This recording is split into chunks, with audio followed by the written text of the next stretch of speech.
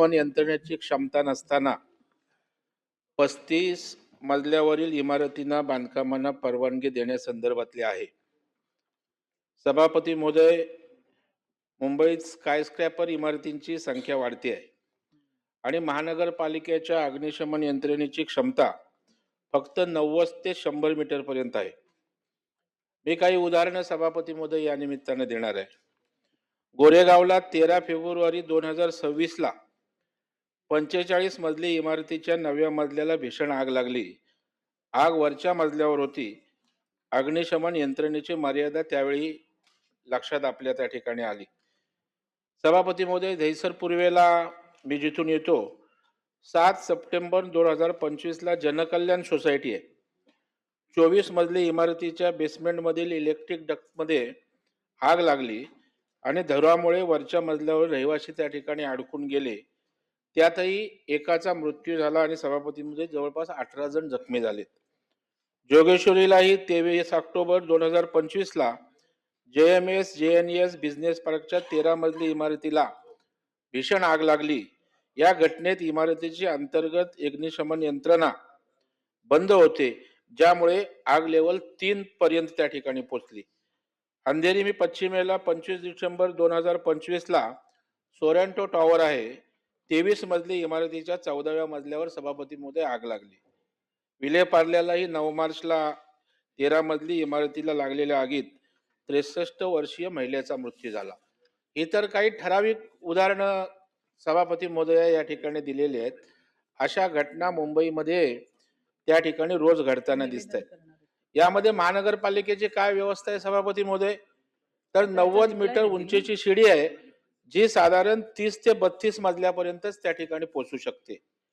आणि वाऱ्याचा वेग आणि इमारतीचं डिझाईन जर प्रत्यक्षात त्या ठिकाणी बघितलं तर ही मर्यादा प्रत्यक्षात वर्किंग होताना त्या ठिकाणी कमी काम करते. 30 मजल्यांपेक्षा उंच इमारतीमध्ये आग लागल्या सभापती महोदय, बाहेरून जी शिडी असते, ज्याला बाह्य शिडी म्हणतो, ती त्या ठिकाणी काम करू शकत नाही. BMC आता ड्रोन आणि कॉम्प्रेस्ड एअरफोम सिस्टीम सारख्या आधुनिक तंत्रज्ञान आणण्याचा प्रयत्न करते. अजून काय ते आलं नाही आणि कार्यान्वित झालं नाही. काय त्याचं स्टेटस आहे त्याची कल्पना नाही.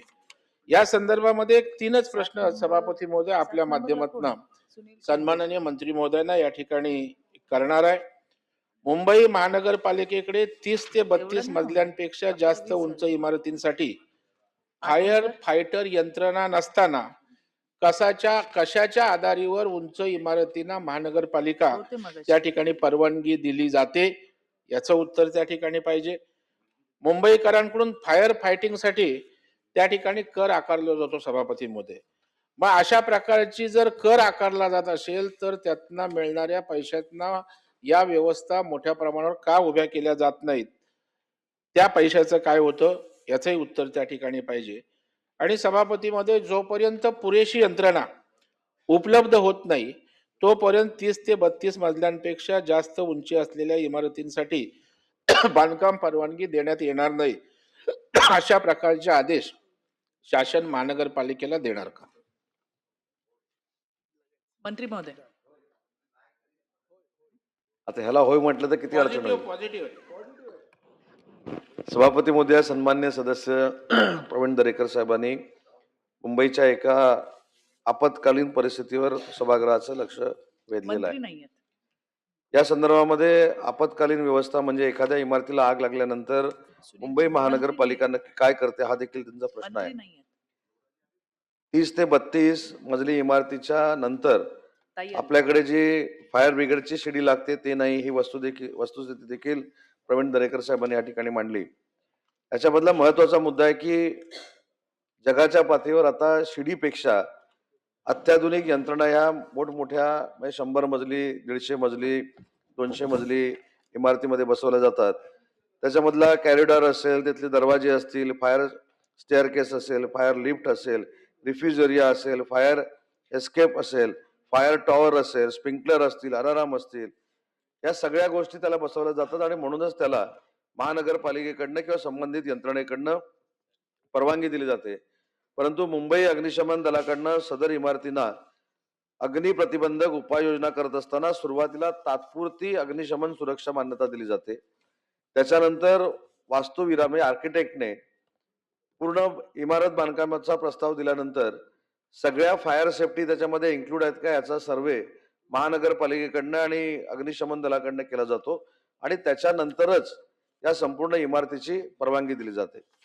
सन्मान्य सदस्यांनी या ठिकाणी सांगितले की या परवानगी देत असताना प्रोसिजर काय राबवली जाते, ज्याचा मी उल्लेख केला की या सेफ्टीच्या दृष्टीनं ज्या ज्या काही गोष्टी त्या इमारतीमध्ये पाहिजेत या सगळ्या बघितल्या जातात.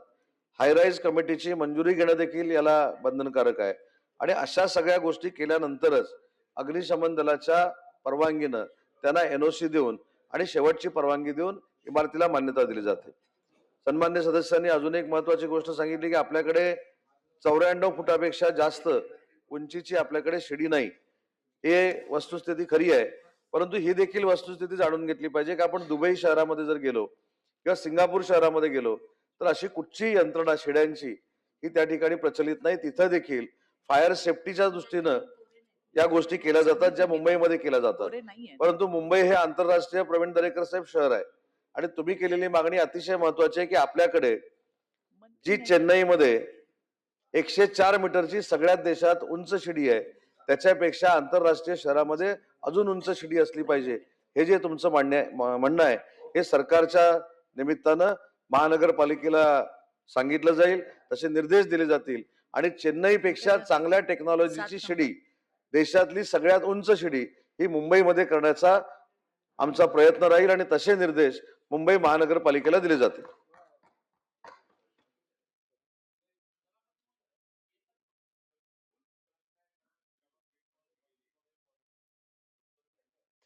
याच्याशी थोडासा रिलिव्हंटच प्रश्न आहे. मागे नॅशनल पार्कला धबधब्यामध्ये ती मुलं त्या धबधब्याखाली त्या ठिकाणी बुडून जवळपास 2 दिवस शोध घेत होतो आणि त्यावेळेला मी यंत्रणेच्या संपर्कात होतो. शेवटी तत्कालीन मुख्यमंत्री अशोक चव्हाण होते. त्यांनी स्कुबा डायव्हिंगसाठी कुठून तरून बाहेरून यंत्रणा मागवली. तर अशा प्रकारचं जर गोष्ट झाली तर तीही व्यवस्था करण्यासंदर्भात आपण या ठिकाणी महानगरपालिकेला किंवा अग्निशमन यंत्रणेला शासनाने आदेश द्यावेत किंवा सूचित करावयाची विनंती आहे.